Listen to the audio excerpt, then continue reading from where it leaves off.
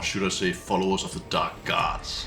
In this video tutorial I'll show you how I'm painting a Chaos Dwarf with jump pack in the colors of the Black Legion. And I'm making him pretty grimdark, so be prepared for that. Let's get painting.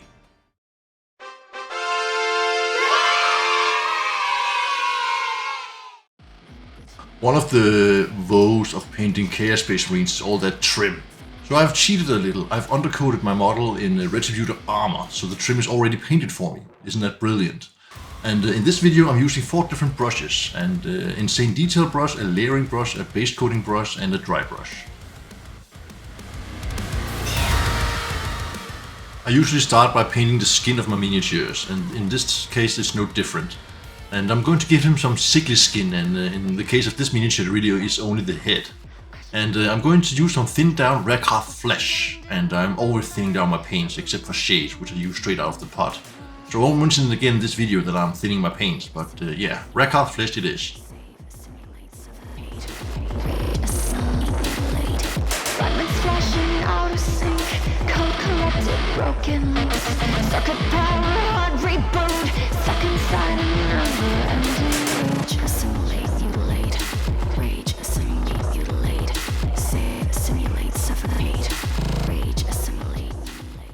Once that base coat is completely dry, I'm then adding a shade, Beserker Bloodshade.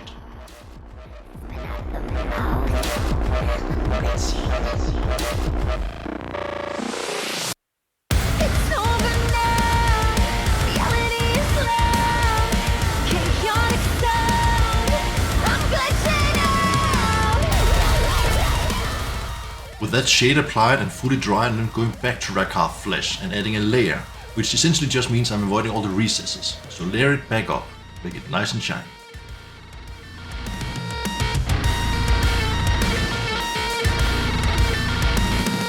Static noise rattles my bones, reminding me I am alone. Can't escape this terror scream, can't decipher this directive rage.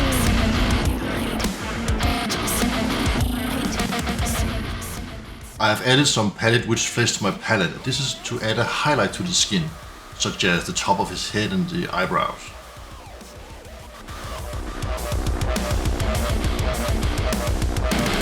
I'm glitching.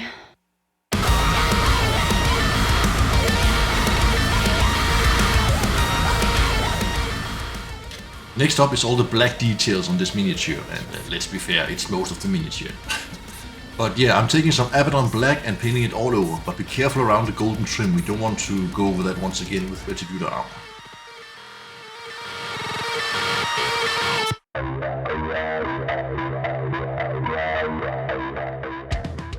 Once all that Abaddon Black has been applied, we are ready to shade it. But first I'm going to base coat all the silver details, because this is going to share the same shade as the Abaddon Black.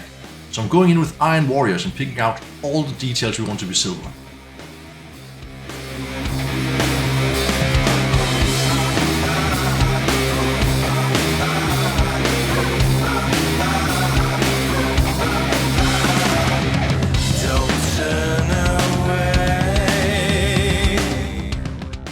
With all that silver applied as well, we are ready to shade it all, and I'm using Nuln Oil for this.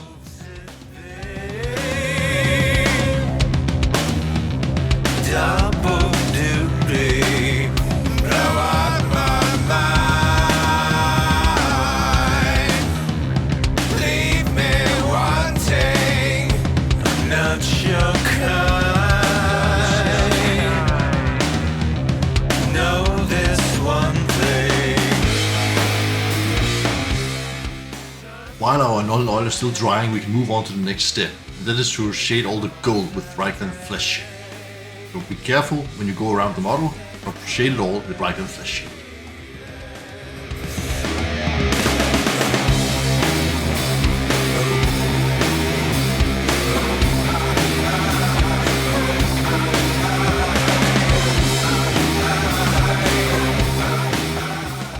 Usually in the past, whenever I highlighted a black color, I went for some lighter gray colors, and this time around I'm going for something more blue. So I'm going for some Dark Reaper this time around, and I do think that blue is a good color to highlight blacks. Try it out for yourself, but yeah, let's apply some Dark Reaper using an Insane Detail brush.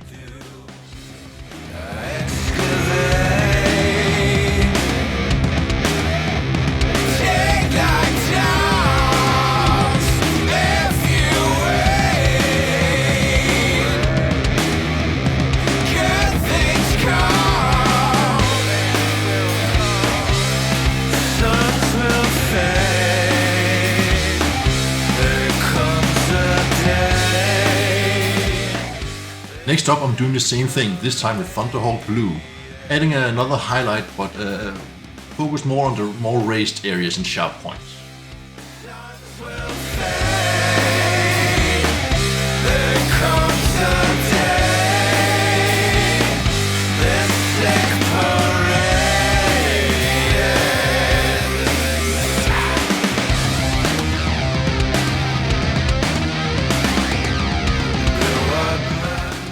And finally, for our most extreme highlights on the black, I'm going in with the Fenrisian Grey, and despite its name, it's quite blue.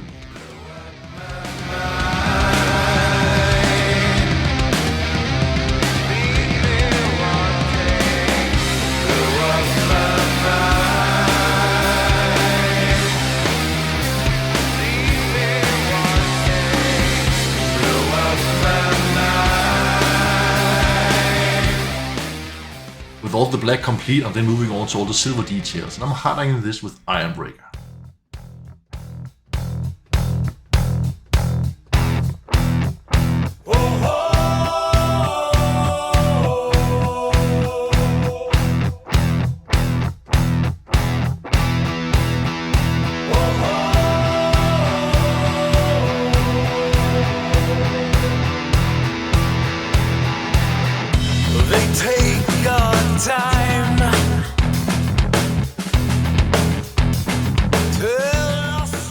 When I'm highlighting Retributor armor, I usually go for Liberator Gold, but in the case of Chaos Space Marines, I'm choosing Canoptek Alloy instead, as I find it more suiting for darker projects, which is very well suited for Chaos Space Marines.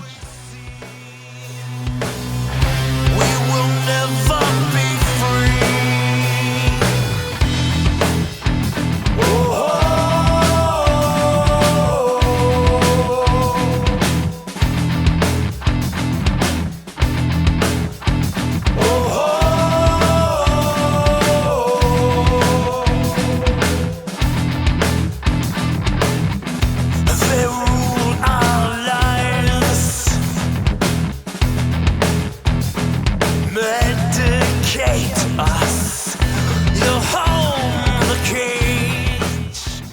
Next I'm grabbing some Khorne Red and painting all the cloth and fabrics on the model, but I'm also picking out any cables around the model.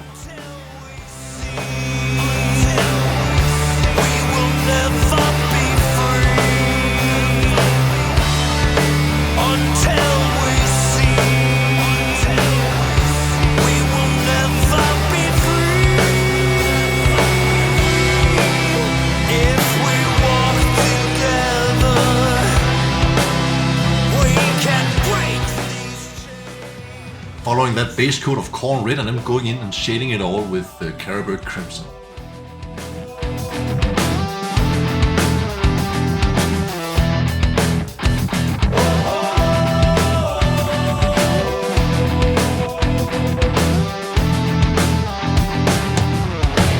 Take your time.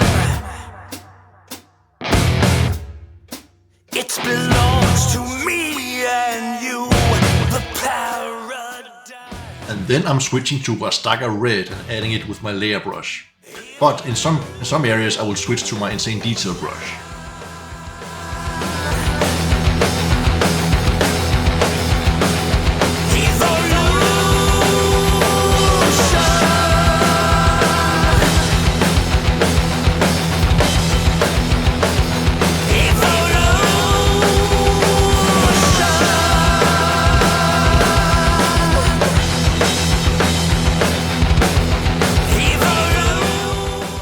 Then I'm going to finish off all the red fabric and cables with some Squig Orange, as a highlight of course.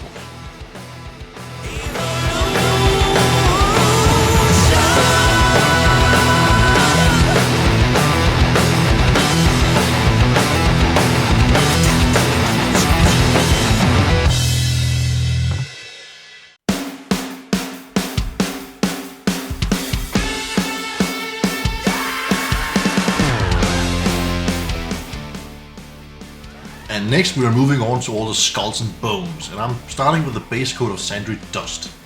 Just as usual, be careful around the details we've already painted.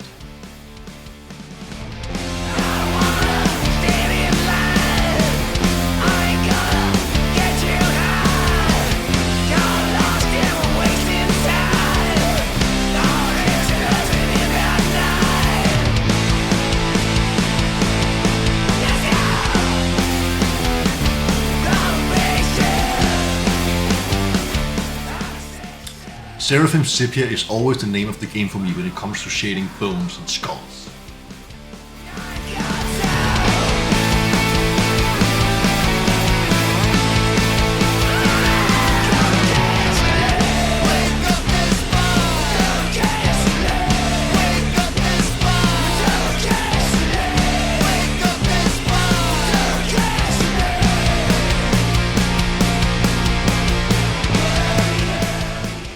Next up, I'm adding a layer of Ushabti Bone. I am using my layering brush, but you can switch to an Insay detail brush instead if you prefer.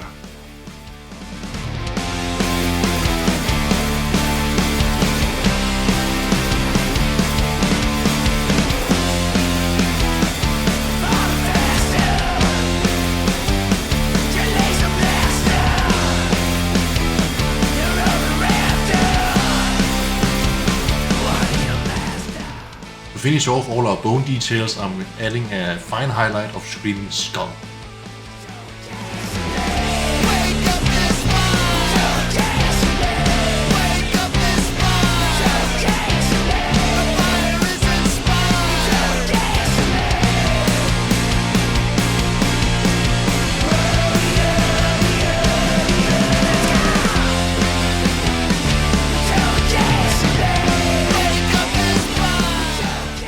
Next up, I'm going to paint the Eye of Horus on his belt. I'm starting with a base coat of Wraithbone because I want to use a contrast paint later on. And also, one of the skull has this island, so I'm also painting that in with Wraithbone.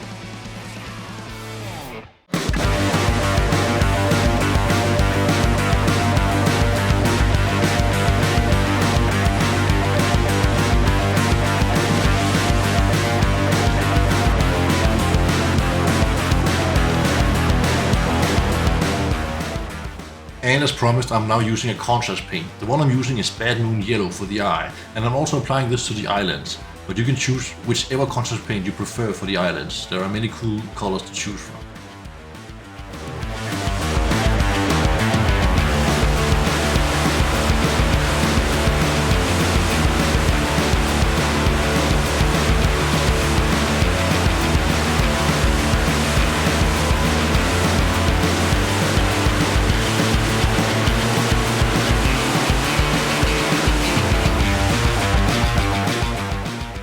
And then using Abaddon Black, I'm just applying a tiny amount of freehand by applying the center of the eye on the Eye of Horus.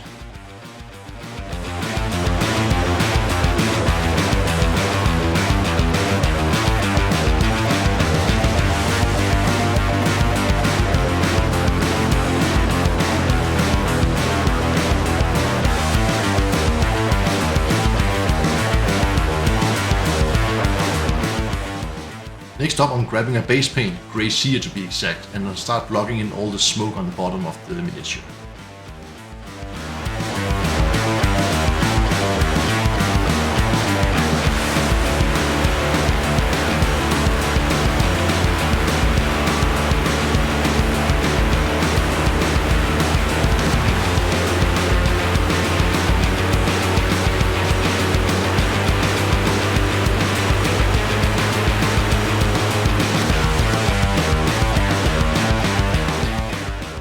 When the Grey Seer is fully dried, I'm then adding a shade, Soulblight Grey, all over the smoke.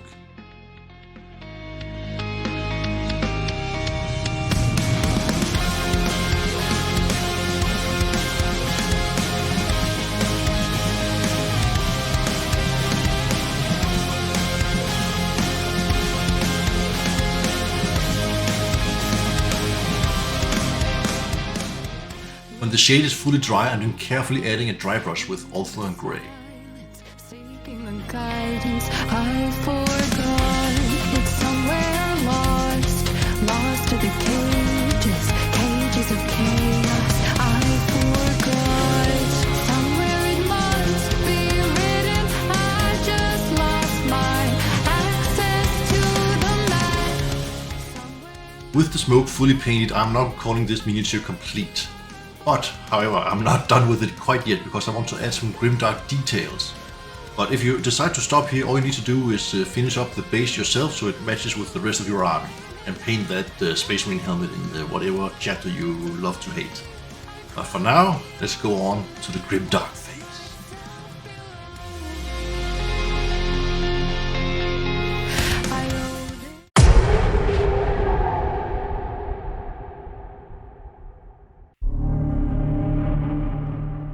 When it comes to GRIMDARK in a bottle, Villainy Inc.'s Goon's Grime is the product I always choose.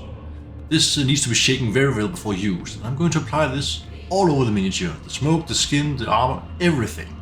But you should notice that this is an enamel paint, not an acrylic paint, so it takes a bit longer to dry. I will leave this for at least 30 minutes once I'm done applying this.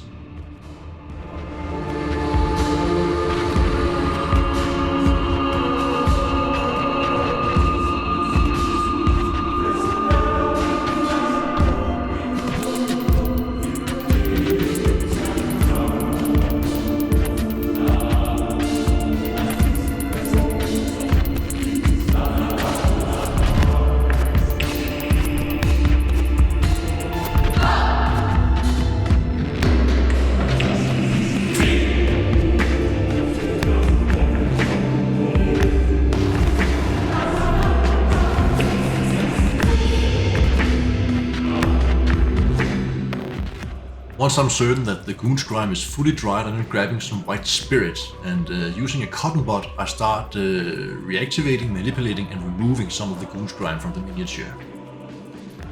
You can do as little or as much as this as you want. It's really up to you, really, what preference you have. But I'm going to remove the Goon's Grime from the most flat areas, such as the shoulder pads, the top of his head, the skulls and such areas.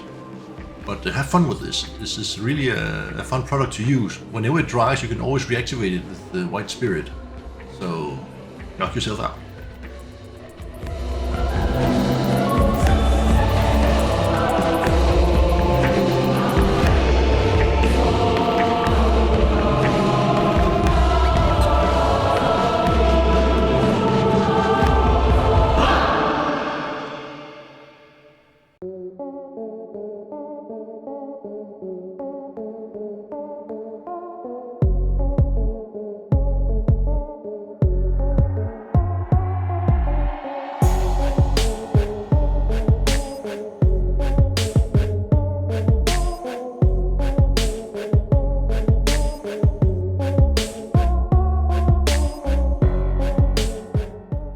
Once you're satisfied with your Goon's Grime, I'm then taking some blood-filled blood guard and using a cheap brush for this. And just like when you're dry brushing, I am adding some paint to my brush and removing most of it. Then instead of painting it on the claws, I'm stippling it for a much more realistic result in my opinion.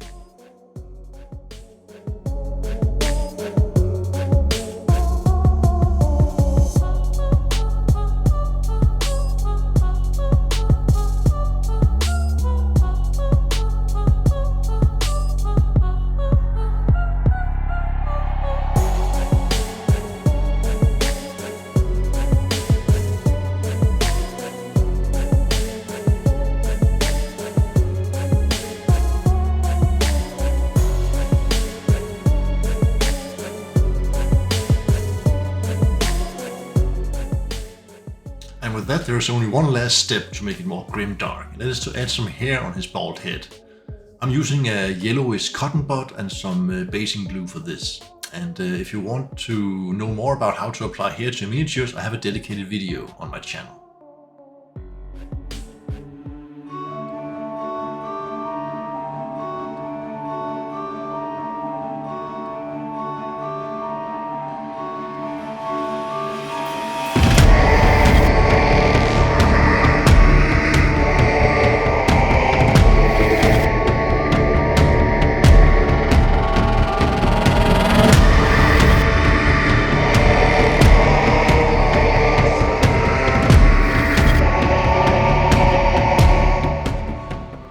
There you have it, ladies and gentlemen, one evil Chaos Lord ready to lead the Black Legion into battle. I really hope you liked this tutorial, and if you're following along at home, please share some pictures with me at Instagram. I would very much appreciate that. And remember to leave a comment and give this video a thumbs up, and subscribe if you want to see more. Thank you for watching, and happy painting!